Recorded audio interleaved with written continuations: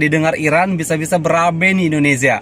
Mau Indonesia dikirim nuklir sama Iran? Nggak usah ngomongin negara orang lain. Negara Indonesia aja sedang carut marut.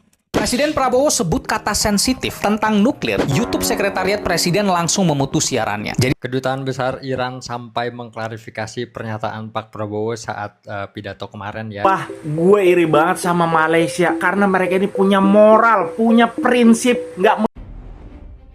Pak Prabowo, cara menjadi bangsa besar yang pantang ciut melawan elit global. Meski negaranya mendadak dapat ancaman mengerikan, Malaysia malah nekat memamerkan taringnya di hadapan dunia. Bravo kepada negara Malaysia. Iran puji keberanian dan kepemimpinan Malaysia. Sedangkan Iran membenci kepemimpinan negara Indonesia. Ada apa ini, geng? Iya, karena itu pidatonya blunder, geng. Presiden kalian bukan Iki.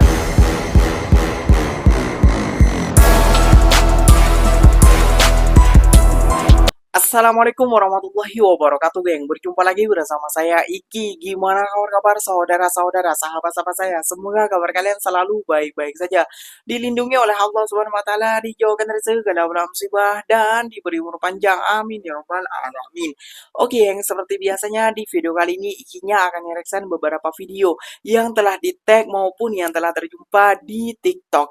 Dan di video kali ini Ikinya akan mereaction sebuah video ini sangat bahaya sekali, geng, kepada negara Indonesia. Ini akan menjadi perang, geng. Kenapa demikian? Iya, karena karena di pidatonya Presiden Indonesia itu diduga keceplosan sebut Iran punya nuklir, geng. Waduh, bahaya sekali bila orang ini dibagi mic ya, geng, ya. Dan sekarang, geng, waduh, ramai sekali, geng, sampai apa namanya, geng, ya, kedutaan Iran itu mengklarifikasi, geng. Waduh,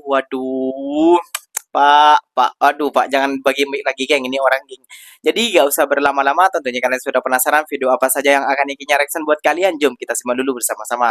Namun sebelum simak, jangan lupa dulu dong, geng, sokong channel ini dengan cara apa? Subscribe, like, comment, and share-nya. Apa benda silahkan komen di bawah. Janji jangan begaduh. Oke, kita simak dulu videonya. Let's go. Udah baca berita artikel ini? Diduga keceplosan sebut Iran punya nuklir. Siaran pidato Prabowo seketika dialihkan. Makanya kalau berpidato itu sesuai dengan konteks, tidak ceplas-ceplos. Apalagi ini apakah benar Iran punya nuklir? Ini jangan sampai fitnah ini. Kalau didengar Iran bisa-bisa berabe nih Indonesia. Mau Indonesia dikirim nuklir sama Iran? Kita lihat pidatonya. Dikatakan bahwa Iran sudah punya senjata nuklir. Sekarang Saudi Arabia ingin juga punya senjata nuklir. Kalau Saudi Arabia ingin punya senjata nuklir, tidak menutup kemungkinan Emirates juga mau punya senjata nuklir. Qatar juga mau punya senjata nuklir. Mesir juga mau punya senjata nuklir. Oh, gak ada suaranya langsung ya. Gak ada suaranya langsung, guys. Bangsa Indonesia harus berdiri langsung di atas beralih kaki ke kita seperti sendiri. Makanya Bapak Presiden kalau berpidato itu fokus. Membahas tentang apa, temanya tentang apa. Nggak usah ngomongin negara orang lain. Negara Indonesia aja sedang carut marut. Fokus aja sama program yang ada di Indonesia. Gak perlu harus membandingkan dengan negara lain. Jauh kalau dibandingkan dengan negara lain mah, Pak. Masih jauh ya. Salam. Akal sehat. Bapak Prabowo presidenku. Ali Khomeini itu pernah mengeluarkan fatwa bahwa Iran mengharamkan adanya nuklir. Jadi dokumen fatwa itu dijadikan Iran sebagai alat untuk melawan tuduhan dari negara-negara lain yang menyebut Iran sedang mengembangkan senjata nuklir. Tiba-tiba Prabowo pidato, dikatakan Iran sudah punya senjata nuklir. Aduh, ketahuan deh kalau Iran punya nuklir. Semoga Donald Trump tidak mendengar pidato Prabowo. Kalau dengar, siap-siap Amerika bakal kembali menggempur Iran. tiap dikasih mic ada aja gitu blundernya Bapak Presiden kita ini. Tapi ini blunder yang paling parah banget menurut saya teman-teman. Dan sebagai warga negara Indonesia, saya berhak berkomentar apapun dan mengkritik apapun, termasuk apa yang dilakukan Presiden selama itu tidak melanggar hukum. Jadi gini ceritanya teman-teman ya, dalam satu sesi pidatonya beliau ini bilang hal yang bahaya banget menurut saya. Kata beliau, kata-katanya kurang lebih gini ya, dikatakan Iran ini memiliki senjata nuklir dan bukan tidak mungkin nanti Arab Saudi bakal mau memiliki juga, begitupun Uni Emirat Arab, dan begitupun negara-negara Teluk lainnya. Nah, ini pernyataan yang nampak biasa, tapi kalau misalkan ini dikatakan oleh seorang kepala negara sebuah negara besar seperti Indonesia ya, tentunya ini bisa menimbulkan multitafsir teman-teman. Bisa aja masyarakat mengiranya Iran ini memang punya senjata nuklir, atau bisa aja pemimpin-pemimpin negara lain melihatnya Prabowo ini menuduh Iran mempunyai senjata nuklir, padahal Iran sudah bilang berkali-kali itu bukan senjata nuklir. Keperluan uranium mereka ini untuk keperluan non senjata, entah itu untuk pembangkit listrik dan lain-lainnya. Ini bahaya banget. Saya rasa tim komunikasi Presiden harus getol banget sih ngeritik Prabowo masalah ini ya, karena pidato-pidato blunder ini bahaya banget buat elektabilitas dia. Bahkan ada data yang bilang KDM itu elektabilitasnya di atas Prabowo ya.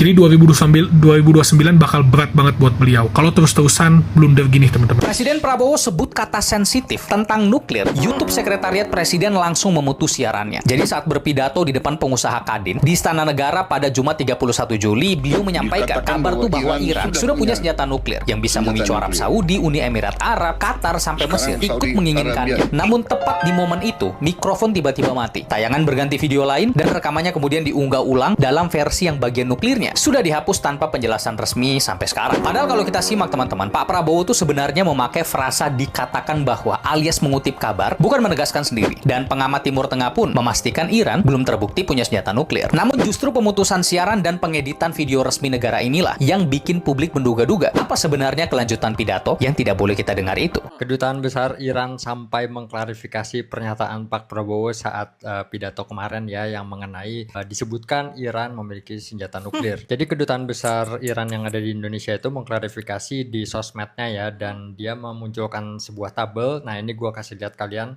Jadi di sini ada kerangka hukumnya dan lain-lain. Jadi ini klarifikasi secara detail gitu ya. Di pernyataan tersebut juga menegaskan bahwa Iran tidak pernah memiliki senjata nuklir. Jadi kalau gue lihat di sini pidato kemarin tuh benar-benar memalukan dan berbahaya ya. Berbahaya kenapa? Karena ya ini bisa meretakkan hubungan diplomasi antara Iran dan Indonesia. Lagi Iran kalau kalian tahu sekarang ini kan mengontrol Selat Hormuz ya.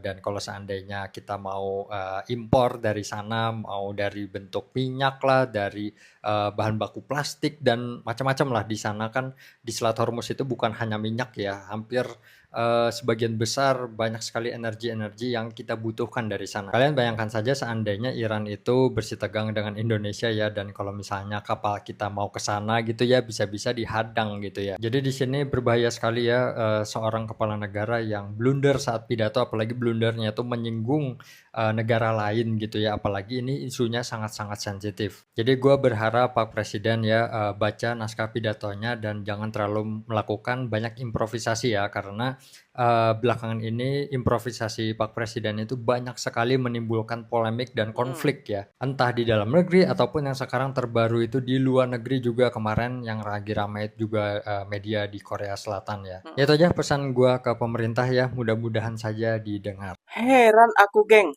sama Presiden Indonesia yang satu ini.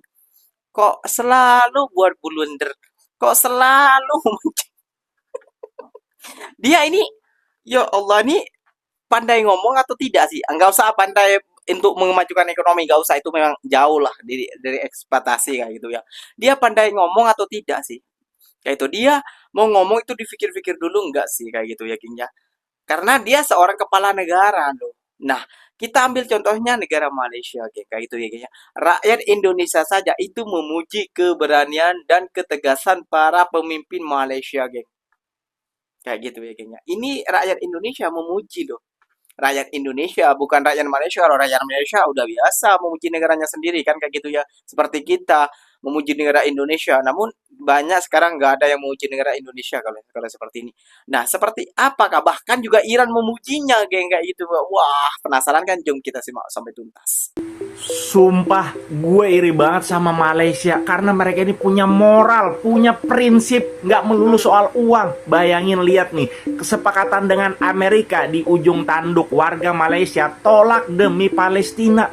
Ekonomi segede apa, mereka punya moral ditolak, nggak semuanya melulu soal uang. Bayangin nih, jadi Amerika ingin agar pasokan unsur tanah jarangnya tidak bergantung pada Cina. Namun, dukungan Washington bagi Israel justru memicu penolakan atas perjanjian dagang bernilai 96 juta dolar atau 1,7 triliun di Malaysia. Nah, Amerika itu kan pengen ya tanah jarang kayak gitulah, investasi lah di Malaysia. Jadi Malaysia nggak mau karena apa? Amerika itu membackup Israel, mereka yang membantu hingga Israel tidak tersentuh oleh hukum internasional. Gara-gara Amerika, jadi mereka nggak pengen nih, nggak perlu Amerika nih, kalian penjahat melindungi Israel.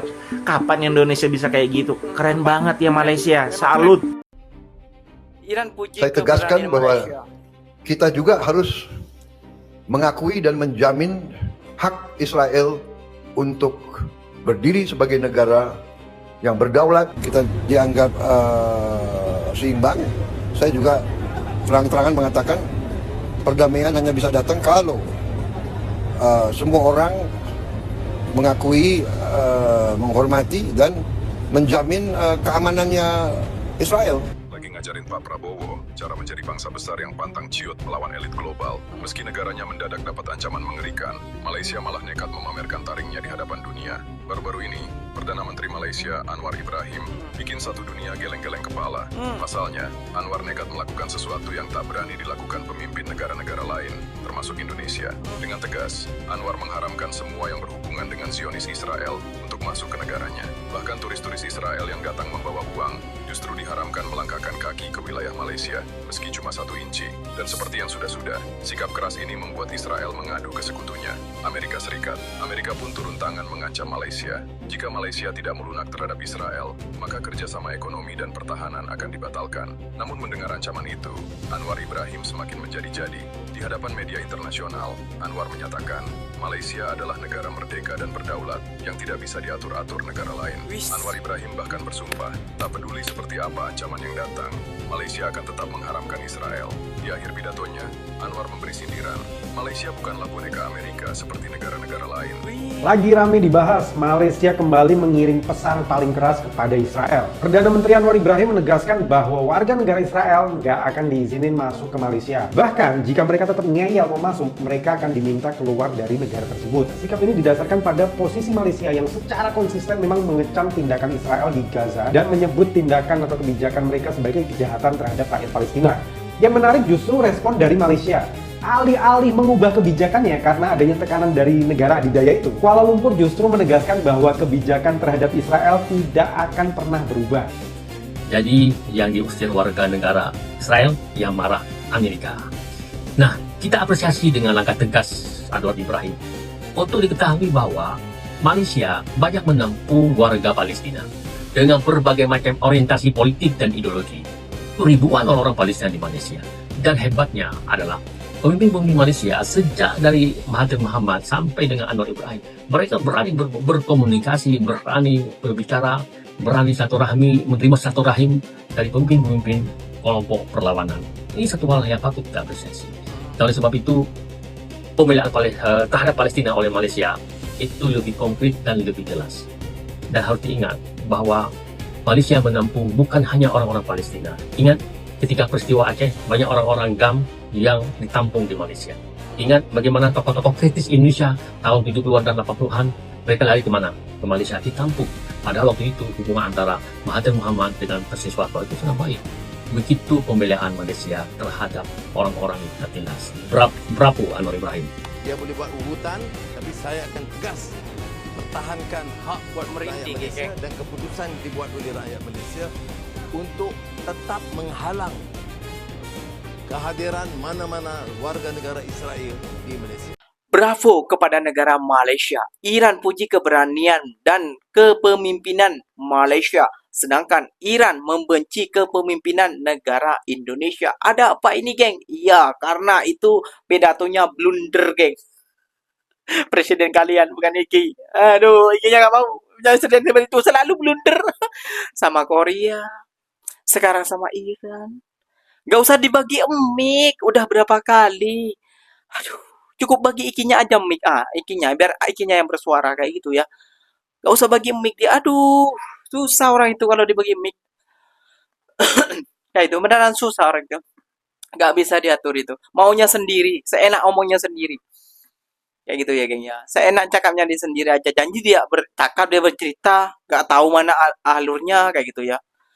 Jadi menyindir orang, menyakiti hati negara orang tidak apa-apa. Janji dia happy untuk meluapkan bahwa istilahnya saya hebat.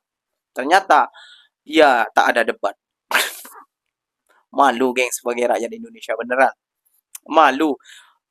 Baru berapa tahun saja memimpin. Aduh, buat malu geng. Buat malu sama sekali. Buat malu, bener buat malu. Kalau dulu Jokowi itu rakyatnya yang buat malu. Sekarang pemimpinnya yang buat malu. Aduh, ampun dah ampun. Oke, geng, mungkin videonya sampai di sini saja. Semoga video ini bermanfaat dan semoga kalian suka dengan video triknya. Terima kasih banyak buat kalian yang telah like, comment, and share-nya. Apa benar silahkan tulis di kolom komentar. Ikinya pamit undur diri dulu. Wassalamualaikum warahmatullahi wabarakatuh, geng. Berjumpa lagi tahu di mana di next video. Bye bye.